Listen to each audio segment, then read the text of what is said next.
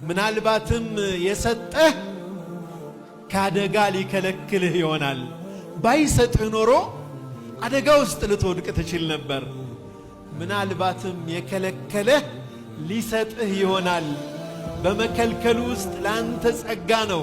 ጸጋችንን ቆጥረን ልንዘልቀው እንደማንችል አላህ እንዲህ ይለናል፣ ወአታኩም ሚን ኩሊ ማ ሰአልቱሙሁ ወኢን ተዑዱ ኒዕመተ ላሂ ላ ትሕሱሃ።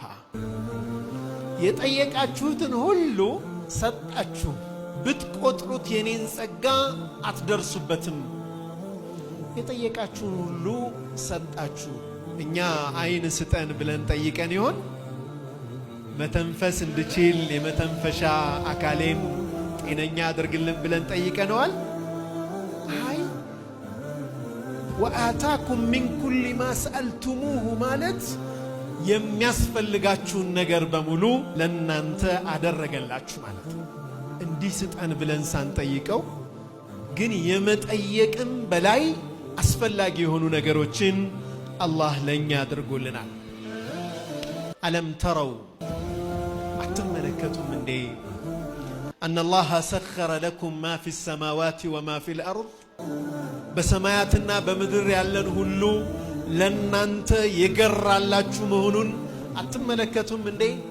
ወአስበገ ዐለይኩም ኒዓመሁ ዛሂረተን ወባጢና፣ በግልጽም በውስጥም ያሉ ጸጋዎቹን ለናንተ አዳረሰላችሁ፣ አንበሸበሻችሁ። አንድ ወንድም ሁሌ ጁምዓ ቴክስት ያደርግልኛል። ከዛ እደውልለታለሁ፣ እንዴት ነህ እለዋለሁ። አልሐምዱሊላህ አላህ እንደኔ አቀማጥሎ የያዘው የለም ይላል። ይህ ስሜቱ በጣም ይገርመኛል። ሁሌም ስላጣነው ነገር ብቻ ስለምናስብ ያለንን ብዙ ነገር እውቅና አንሰጥም።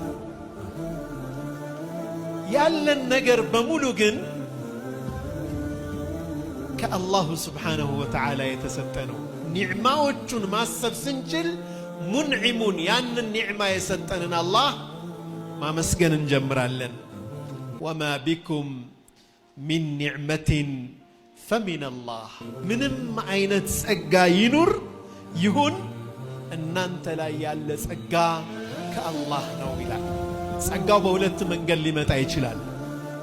አንደኛው የፈለግነውን ነገር በመስጠት